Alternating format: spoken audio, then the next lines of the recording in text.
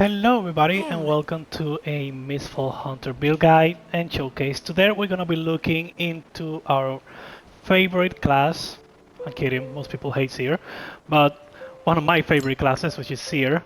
We're gonna be looking into the support version for the Reverend, meaning that we will be focusing on shields, buff, and also healing. We're gonna be looking to the talents, skills, and affixes, as well as some gameplay. Starting off with the punishment rune, this is not a support one, this is a damage one, but you still want to be doing some damage if you are providing support. Still, there's no excuse for you to stop attacking since your cooldowns for healing and your shield are pretty high. So punishment rune is your main damage dealer and it can be a really good damage dealer as well. We Walker rune, I'll try to get some gameplay. This is my first time that I'm going to use it, but on the gameplay that I have, I've been using the stealth and burst rune instead. And the reason for this one, it can allow you to dodge further. I'm not really sure how it will work with randoms. I know with a preset team, they might be used to the dodge distance increase, but with randoms, it might mess them up a little bit. So the reason I went for this is simply because it is part of the recommended from the combat pack, so I wanted to test it out and give it a chance. Usually I will go with the burst rune to do some more damage while I focus on taking a look at my teammates and trying to heal them and providing shields or placing my runes. But also the stealth rune is a decent option. The only thing is that it doesn't last for long unless you have a good construct durability. And intimidation rune is great if you want people to get them away from you. Shelter rune is a must.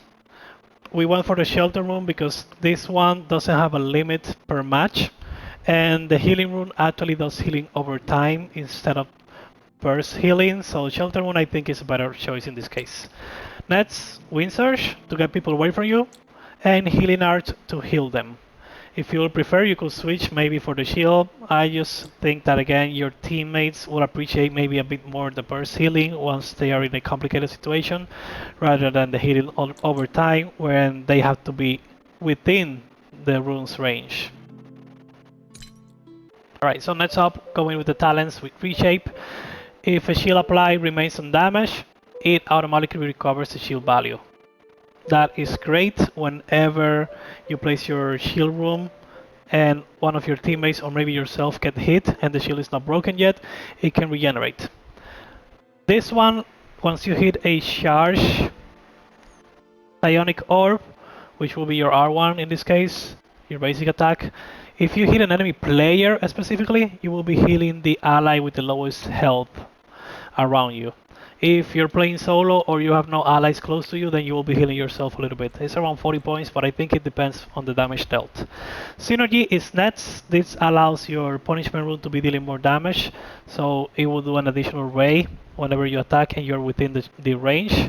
We got both upgrades for healing to increase the healing done by healing arts and the healing bonus in general. We have Potent Sanctuary to increase the shield strength, and the shield strength is actually based on the when your magic damage. Fortify Guard as well for your shield value. I pick up leverage for the first time. Usually I will go with self-preservation. That will give me a shield whenever I'm performing breakaway. That way I can survive for longer in case I'm getting ambushed. But leverage is the first time I'm going to be using it. Just again for the recommendation. It gives you and your teammates an increased dodge energy recovery speed, which is great in this case because I will be dodging quite a lot if people try to push me. Other options you can go will be Powerful Wind to increase the knockback distance of the wind surge. And if you want to provide more support as well, you could even try in switching one of your runes, like the Windwalker one. The mandatory ones will be Punishment and Shelter, but you could even switch the Windwalker for, let's say, Binding Rune, so you can hold enemies in a place and even stun them if you decide to upgrade it, or you could try with anything else. Just remember that your mandatory ones will be Punishment Rune, Shelter Rune, Wind Surge to get people away from you, and your Healing Art. Blinding Rune is also a good choice if you trust your teammates can actually defend you. And Death War, it can be useful, it provides some super armor, but it doesn't last for long, so you will need to make sure that you have your Blessing Affixes as high as you can. Now going with the Affixes, definitely we want Creation.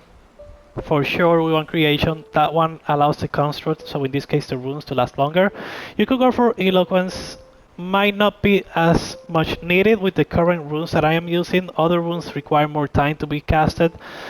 The healing art is a burst. The shield rune is the one that takes the most, and it's not really that long. You can prepare it ahead of time. But it is useful to get it up to level 5, as you will not be interrupted by minor impacts. I guess that's a useful way to think of it.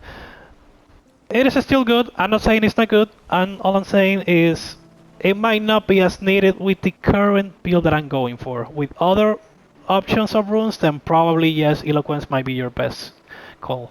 Seamless is great. The cooldown speed for the heal is around 30 seconds, and I think the shield rune is around 60 seconds, so getting lower cooldowns is always good. A spirit shield to increase your shields. Brotherhood, in case you want to increase the defense of your allies, just note that you should be the only one getting Brotherhood in that case and getting it as high as possible. And Tenacious, I will also say it is a must, as it will increase healing plus an additional 7% after reaching level 5. Those are the main skills. You can mix and match. You can use Blessing as well in some cases. For, let's say, if you decide to go with Psionic Shield instead of the healing art, that way the shield will last for longer. Or Curse if you are applying debuff like the Blinding Room. And that will be all for the skills. Now let's go into some gameplay. Someone.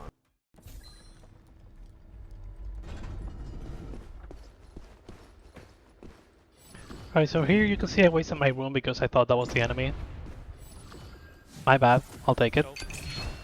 Immediately I realized where the boss is actually at, and I started my shield room. You can see the shield is the gray bar there, and body I save him for a huge amount of damage.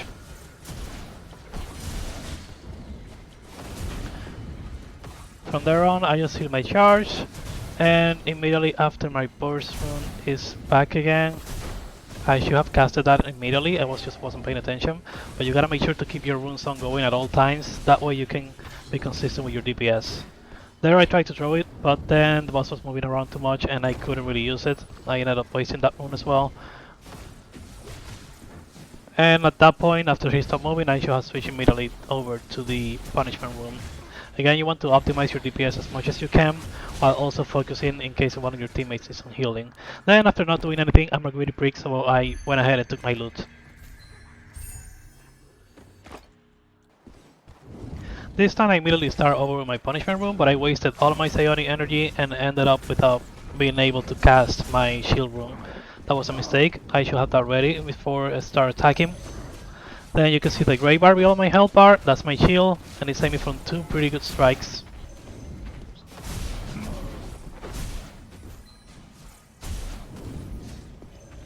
There I went again after it refreshed and placed my punishment rune. This time I'm equipping my stealth room. I usually don't run it, but this time it was pretty good. You can see here I placed it and got the attention of one of my teammates. The other one unfortunately got away, way too far from the rune, but he got away and gave me enough time to go ahead and heal him back. Then I went with the punishment rune again. You see, positioning here is not really the best. It is within the attack range of the enemies, and I'm also far from the rune, so the punishment is not, the synergy is not working. Some cooldown, careful.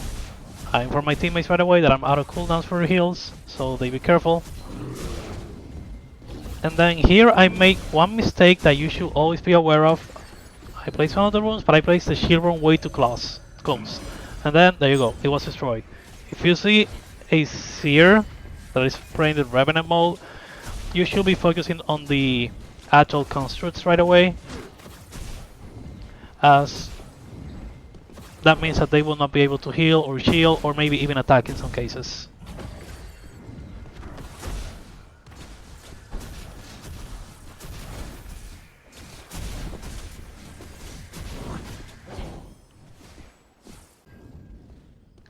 For this one I start off with the burst room and immediately go with the punishing room. I didn't start with the shield since our teammate here is actually a tank. I just realized that you can't really attack through their barrier, so that's something good to know. As soon as the barrier is gone, then I place my shield room, and there you can see how much damage that absorbed from him. That actually helps, and it also regenerates the shield as he did not take more damage during that amount of time, but that can help you in saving some healings, you and your teammates as well. Later we'll be moving into some PvP clips. So here we encounter a team. My team went ahead and dropped down with them. I start right away in my burst room, and by mistake I hit them with the wind, so I push him back, and I should have done that because that just prevented me from continuing my DPS. Then I place our punishing rune, my punishing rune right in the middle, but a bit behind so they cannot really destroy it, within range but a bit far. Unfortunately, our sweet Comet Seer, let's call it, for us Elden Ring players, it destroyed the rune right away. I started hitting the charge one, and you can see it was healing my teammate by a small amount, but still it was a good amount, enough for him not to get killed and continue putting pressure. We ended up chasing the sorcerer, and I just cancelled his lifetime subscription and sent him back to Majula. Then we found the rest of the teammates that were trying to escape in the strat. You can see they pulled me in. I placed a punishing rune behind them, that way they wouldn't destroy it and they will still be making damage. Our teammate here placed a shield, making it harder for them to attack us. And here I got a bit close and threw my wind so I could just stun them for the punishing rune to finish the job. Then all that was remaining was the Shadow Streets. There was another guy, you can hear me giving comms to my team. From the other half of the map trying to do something. Yeah, that was just a call out, and the Black Arrow, he didn't do anything. We just ended up killing the rest of the team and just leave him. Anyways guys, that was the end of the video. Make sure to like, subscribe, and follow me on Twitch as well for live streams. And I'll be seeing you in the next one with some more tutorials or gameplays. Bye bye.